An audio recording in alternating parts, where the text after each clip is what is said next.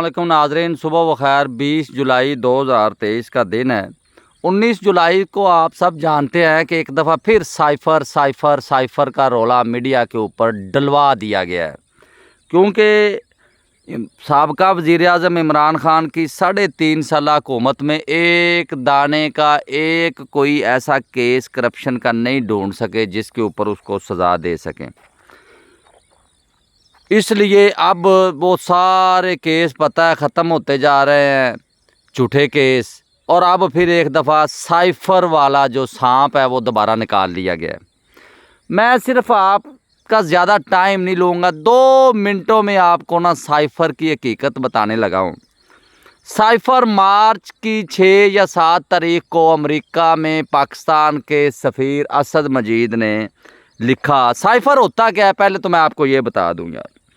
Cipher होता है एक ख़त जो कि कोडेड ज़बान में लिखा जाता है कि एक जो सफ़ीर अपने अमेरिका में बैठा पाकिस्तान में पहुँचाए, तो जो रास्ते में जिसने पहुँचाना होता है या लेके आना होता है वो उस ज़ुबान को ना समझ सके। असद मजीद ने साइफ़र में लिखा कि जो सेक्रेटरी है अमेरिका का, उसने उसको कहा, कोई ऑफिशियल मीटिंग नहीं थी, कहीं पे ड्रिंक करते हुए इकट्ठे हुए कहीं पे बैठे, तो उन्होंने कहा कि जी आपका वज़ीर-ए-आज़म हमें पसंद नहीं है, बेहतर है इसको ना ये अदम एतमाद में उड़ा के रख दें, वरना पाकिस्तान को इसका खमियाजा भुगतना पड़ेगा। असद मजीद ने ये समझा, जो सफ़ीर था पाकिस्तान का, कि ये बात तो बड़ी अहम है, ये मुझे वापस अपने पाकिस्तान में भेजनी चाहिए। उसने उसका एक साइफ़र बना के तो भेज दिया, जो आता है खारजा सेक्रेटरी के पास। और मैं एक बात आपको बता दी, ये जो कहते हैं ना साइफ़र चोरी हो गया, फ़लाना हो गया फ़लाना, साइफ़र को संभाल के रखना, उसकी हिफाजत करना भी वजारत खारजा की ज़िम्मेदारी है और सेक्रेटरी खारजा की सारी ज़िम्मेदारी है। जब वो सेक्रेटरी खारजा के पास पहुंचता है, वज़ीर खारजा के पास पहुंचता है, शाह महमूद कुरैशी के पास, तो वो वज़ीर-ए-आज़म तक पहुंचा दिया जाता है।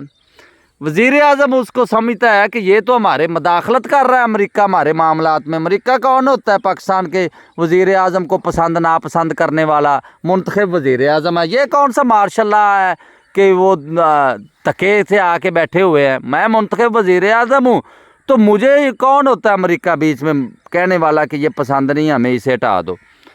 साफ ज़ाहिर है कोई भी गैरतमंद वज़ीर-ए-आज़म होता उसको यही लगना था कि अमेरिका कौन होता है। बेगैरता को तो कुछ भी नहीं होता, चाहे अमेरिका जो मर्जी कही जाए। उसने इस बात को कहा कि मैं अपनी अवाम के सामने रखता हूँ, उसने अवाम के सामने रख दिया। आप मुझे बताएं, अक्सर जो साइफ़र होते हैं ना, मैं जो सबसे पाकिस्तान के तजर्बाकार सेक्रेटरी खारजा हैं, अब रिटायर हो चुके हैं, शमशाद अहमद खान साहब, उनकी गुफ्तगू सुन रहा था। उन्होंने कहा कि साइफ़र तो हम जब एक दफ़ा उधर मैसेज पहुंच जाता है उसके बाद वैसे ही हम जला देते हैं, महफूज रखते ही नहीं है, वो तो जला दिया जाता है, वो तो रखने वाली ये। और ये कोई, उन्होंने कहा कि ये कोई ऐसा सीक्रेट डॉक्यूमेंट भी नहीं होता कि जिसको ये कह रहे हैं सीक्रेट एक्ट है, फलाना है फलाना है। ये एक सफ़ीर ने एक लिखा है, एक 2-3 लाइनों का मैसेज कि वज़ीर-ए-आज़म तक हमारे तक पहुंच जाए। तो मकसद बात करने का ये है कि वो जैसे तोशाखाना था, जैसे वो नकाह का था, जैसे इद्दत का था, ऐसे ही झूठा मीडिया प्रोपेगेंडा 2-4 दिन ये चलाएंगे। और आज़म खान जो सेक्रेटरी, इनके सेक्रेटरी थे, साबिक प्रिंसिपल सेक्रेटरी वज़ीर-ए-आज़म इमरान खान के, उनको कई दिनों से अगवा किया हुआ है। उनके बेचारे बच्चे, उनकी फैमिली अदालतों में है। अब कहते हैं जी उन्होंने बयान दे दिया है जी 164 का। और इन पागलों को ये बताए कि 164 का बयान उसका होता है जो गिरफ्तार होता है, वो जो पहले से मुलज़म गिरफ्तार होता है वो जाके मजिस्ट्रेट को बयान देता है। मैं इनको याद दहानी के लिए बता दूं, जैसे ये जो अब हमारा वज़ीर ख़जाना है इसहाक डार, इसने 164 का बयान 40 सफ़ों का अपने हाथ से लिख के दिया था जनरल मुशर्रफ को, किस तरह नवाज़ शरीफ की मनी लॉन्ड्रिंग मैं लंदन में करता था, नवाज़ शरीफ का पैसा किस तरह लंदन में लेके जाता था, किस अकाउंट में लेके जाता था, उधर जाकर किन घरों में रहता था, कौन से चेक नंबर थे जिन चेक के ज़रिए मैं मनी लॉन्ड्रिंग करता रहा हूँ। उसने दफ़ा 64 का सही बयान दिया था। 40 सफ़ों पर एक एक लफ्ज़ लिख के, वो होता है दफ़ा 64 का बयान जो इसहाक डार ने दिया था, जो आजकल आपके पूरे पाकिस्तान के अरबों रुपए ख़जाने का ऊपर मालिक बन के बैठा हुआ है। इसको कहते हैं दफ़ा। साइफ़र का अंजाम भी वही होना है जो तोशाखाना का हुआ है, जो इद्दत वाले केस का हुआ है, जो वो निकाह वाले केस का हुआ है। इमरान खान के ऊपर कोई ढूंढ के लानी है तो कोई करप्शन लाओ, कोई उसके लंदन में फ्लैट लेके आओ, कोई दुबई में उसके महल लेके आओ, कोई उसकी शुगर मिल निकाल के लाओ, कोई उसकी स्टील मिल लेके आओ। अल्लाह के बंदो, 3.5 साल वज़ीर आज़म रहा है और 8.5 साल उसके एक सूबे के ऊपर हुकूमत रही है। कोई एक आध फैक्ट्री उसकी निकाल के ले आओ, कोई प्लाट शलाट ही कोई बैरिया टाउन में कोई बड़ी बड़ी हाउसिंग स्कीमों में कोई 2-4 प्लाट ही निकाल के ले आओ, ताकि आवाम को कुछ मुंह दिखाने के काबिल तो हो जाओ ना कि यार चलो हमने करप्शन की थी, ये देखो हमने फ्लैट बनाए थे, हमने 10 बनाए थे, 2 उसने भी बना लिए। और कोई तो उसकी बराबर करने के लिए लेके आओ।